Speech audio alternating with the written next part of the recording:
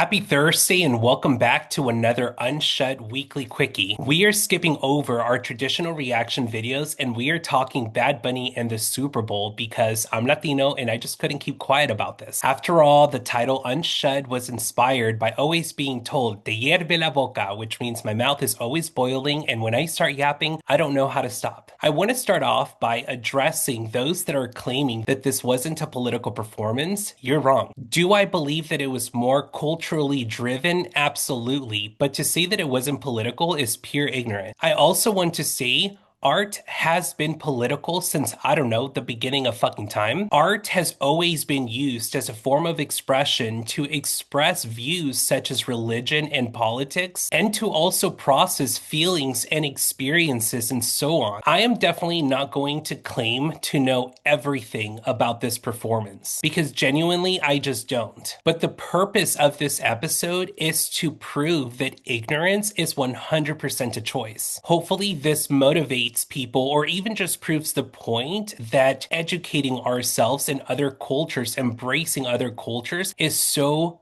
important. I was schooled by Bad Bunny and I am not too proud to admit it, and I want to share some of those lessons with you guys. First of all, we have to talk about the long ass name that popped up in the screen. I know so many of us could relate to this and definitely got a giggle out of it because it's so relatable. My full name is Moises Alejandro, the last name I took out, hyphen Santizo. And bitch, it doesn't get any more brown than that. So that was fucking epic just to start off. Something that I learned about this performance was the symbolism behind the number 64 that he was wearing during this performance. I had no idea about this, so it was really refreshing to educate myself about this and why it was so important for him to wear this number. 64 was the number of deaths that the Trump administration published that Puerto Rico had as a result of Hurricane Maria, when in total it was way over 1,000. And I thought that this was such a really good way to just touch on censorship, just censorship in general. And honestly, censorship in our media today, this is not just something that has been done historically, this is still something that happens today. And so I thought this was genius and I loved learning about this because I didn't know that there was significance behind that number. Another thing I loved learning about was the Hibaro. I loved learning about the history of the white outfits and the straw hats. There was so much significance in this opening and I loved reading about this. For so many years, Puerto Rico has been exploited in the sugar industry. But let me just say this real quick about this. What's so fascinating about the history of this is that this is still something that's going on today. So immediately right off the bat with both of these things that we just learned between censorship and just sugar in general, right? You don't have to like overly know every little detail. I do encourage everyone to go read on this, but just those two topics alone, these are still topics that are happening today. And I think what's so fascinating about this is that not only are we discussing things that have happened in our history, but things that are still happening today. And I think that is impactful alone. Another thing I really loved learning about were the boxers that he went under. I didn't really know the significance behind the two boxers that were a part of this performance. And this one was just really cool to learn about that I had to share with you guys. Did you know that in 2004, Puerto Rico became the first territory to have boxing champions in all 17 traditional weight divisions? I had no idea, and don't quote me on this, but they also have over a dozen, don't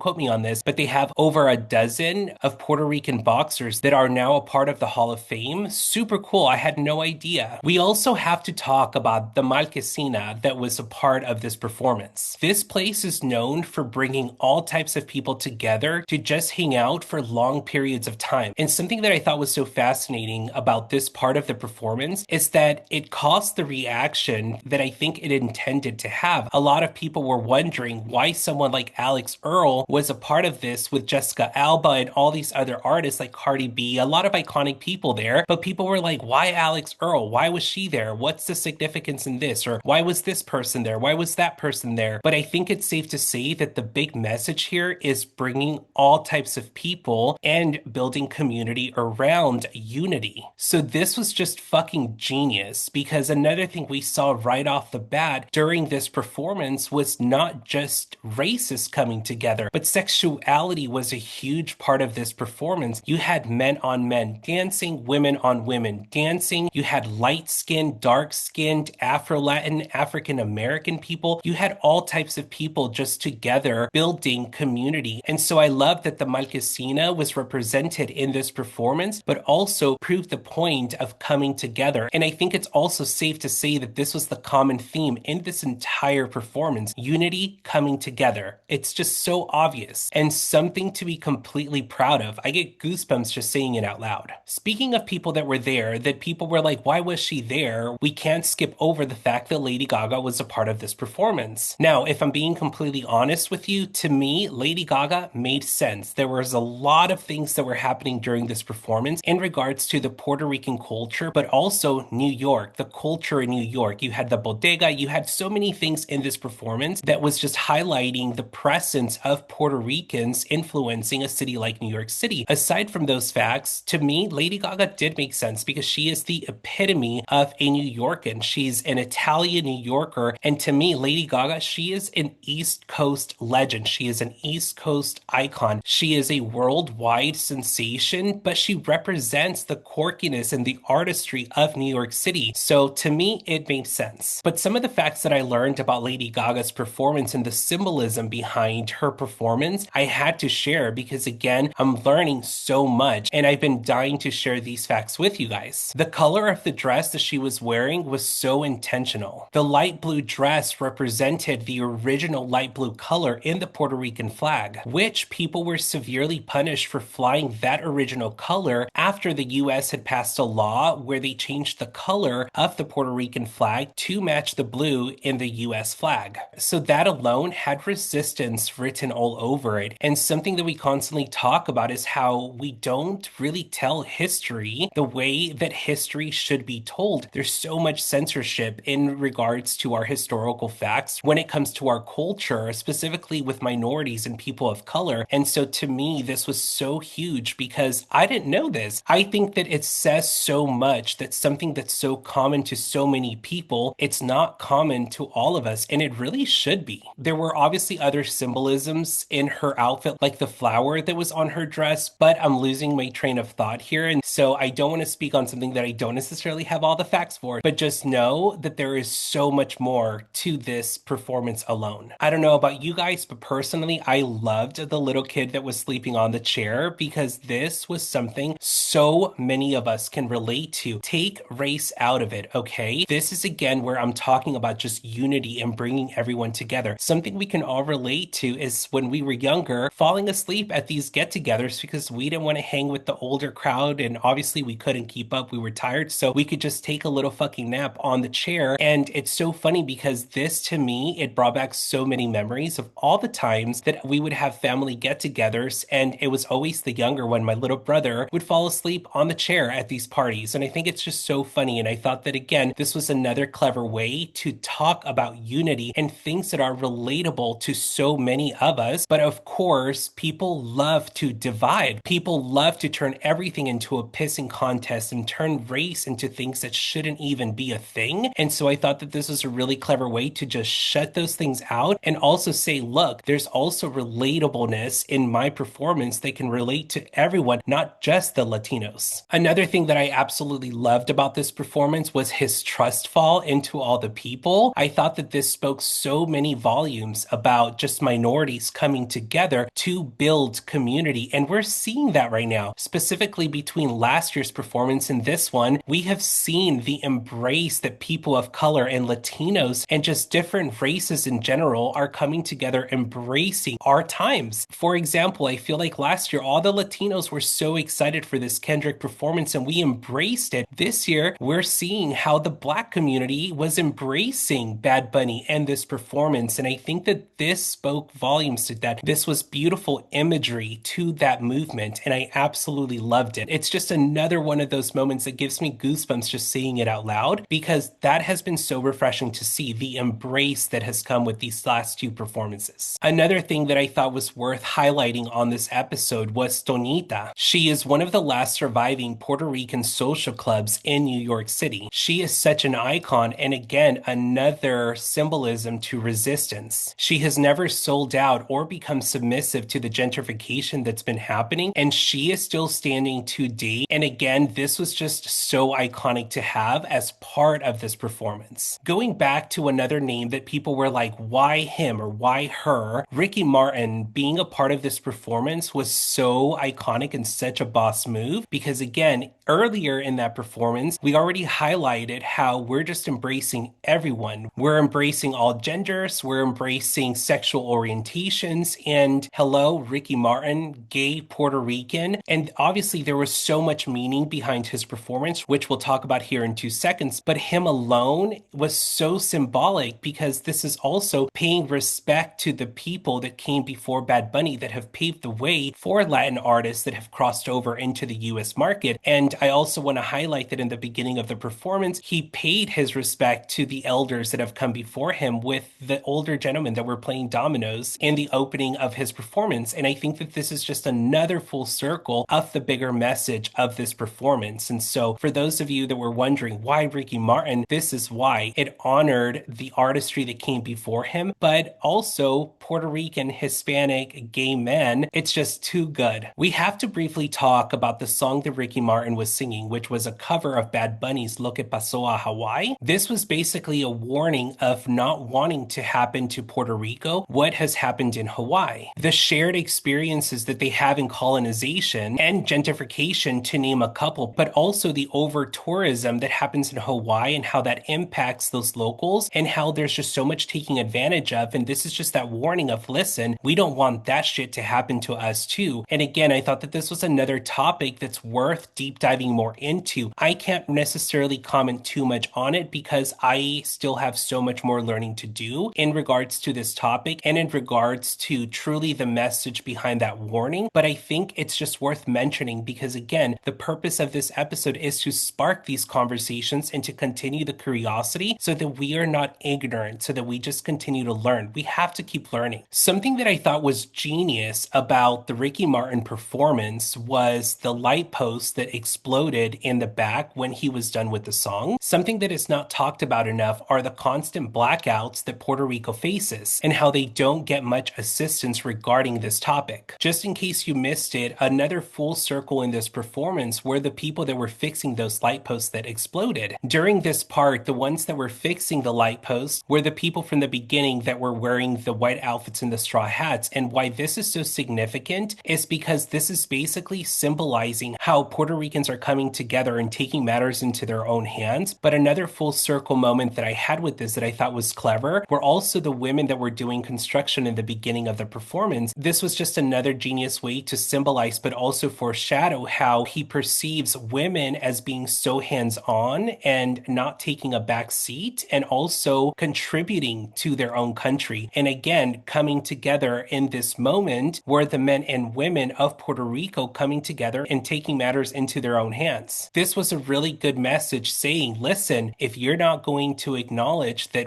this is something that we need help with, we're still going to show up and get shit done ourselves. But that doesn't mean we're still not going to ask you for help. We need the help. And I thought that this was a message that was sent loud and fucking clear. I want to go ahead and take a pause right here and just acknowledge that, listen, I am not an expert speaking on these topics, but again, it is so important for me to continue to encourage you all to go and do more research. It's the only way that we continue to learn, and it's another way how we continue to develop compassion for one another. I don't know all the facts to this performance. I know that there are going to be so many people out there who are going to watch this or watch clips and they're going to be like, he didn't even know what he was talking about. That's the whole point of this. This performance was meant to spark curiosity and also to get us talking about these things. So no, I don't know everything about this performance. I don't 100% understand all the symbolism behind this performance, but I did go and do some research, and I am so fucking proud of myself for doing that. Not because I didn't think I would, but because after doing so much research, I felt compelled enough to want to share it because that is the bigger message here. And I think that this is something I want to spread and encourage others to do. No, I don't know everything, but this is why we should all go do more research because there is so much to learn. And even as I'm going down my list, I'm literally thinking how overwhelming all this is. I'm literally thinking how fuck, I wish I knew more. I want to know more. So the research is not going to just stop here. I really want to learn more about this performance, and I really hope you all do too. Something I also want to address, which is something I just couldn't keep my mouth shut about, to those saying how this performance needed to be in English in order for you to understand it and really connect with it. This is the reason why people of color and just anyone that embraces other cultures in general have a much better vibe to them. Because let me tell you something real quick. You do not need to know the language and understand what they are saying 100% because you don't need to know and understand what someone is saying in order for you to just feel good energy. And let me tell you, energies do not lie. Vibes do not lie. Latinos will 100% be like, esos son Reeboks, esos son Nikes. Literally get it so wrong, but still catch the beat and vibe with it. Me personally, back then, I didn't need to know what I said. I said I do that hit it, but the booty, but the booty at the booty at the booty da bait. I didn't need to know what that song was saying in order for me to just feel good listening to it. You know what I mean? So no, you don't need to understand everything that they are saying in order for you to just feel good and have a good attitude towards it. Just be positive and embrace. What is so difficult about doing that? Between Kendrick Lamar's performance and Bad Bunny's, I have really loved the embrace, and I hope we continue to do this. You see, there are so many similarities to our cultures, our minority cultures, and we need to keep embracing that. So Super Bowl, please hear me out. Next year, we need some fucking K-pop or some Asian artists to take over the Super Bowl. You want another viewing record-breaking number? You get that fucking fandom, okay? Because you will see just alone how my people and the Black communities will embrace the hell out of it, just as much as we have for the past couple of years. You can bet on that. So yes, next year I would love to see some Lisa, can you teach me Japanese? I said, hi. This is something I would like to see continue at next year's Super Bowl. Listen, this is the one and only time I am going to say I don't give a fuck to use our cultures for viewership. Please do, okay? Because listen, this is a big stage. It's getting big numbers. So yes, if that is their motive, I don't care because we know what our motives are. And let me tell you something. This is how you can truly take something and make good out of it. And I would love to see the Super Bowl continue this next year. And also, I know so many people watching are going to think, come on, the precision and the choreography that K-pop artists bring to the table is unfucking matched, okay? And I would love to see this and learn about their cultures and learn about so much more the same way we have been for the past couple of years. Next year, come on. Is anyone with me on that? I think this is a really good opportunity to open up the question who you would like to see performing at the Super Bowl next year. Let me know in the comments, and specifically if they were to do any K-pop and Asian artists, who you would like to see. Let me know. And I just also want to close out this episode by saying, notice how we didn't have to talk about the other things that were happening during this halftime performance. I'm not even going to say it because I know so many of you guys are already going to know what I'm talking about, but notice how we didn't have to bring that up. Here's where I stand on it. Not that I don't think anyone gives a shit about it, but I just want to share my opinion on it. If we are going to tell people, well, if you don't want to see it, change the channel, but then they create a channel to watch, and then we're going to talk shit about them for doing it. Listen, I don't stand behind that because at the end of the day, if they don't want to watch it, if they don't want to support it, they don't want to be behind our culture, good. Let them. I personally don't want to be the type of person that tells someone, change the channel, but then when they do, I'm going to talk shit about them for doing it. No, you didn't want to watch it. Good. It wasn't for you. It still got good viewerships. It still meant something positive and good to me. So at the end of the day, let them. Focus on spreading the peace, and in no shape or form am I saying that we should all just shut up about it. Talk about it if it means something to you, but something I personally don't want to do is to shit on other people for having different views and other opinions. You want to change the channel, change the channel. I don't give a fuck. I know what I'm going to be spreading, and you should be secure in what you're going to be spreading too. Spread love and peace. I will see you all next week.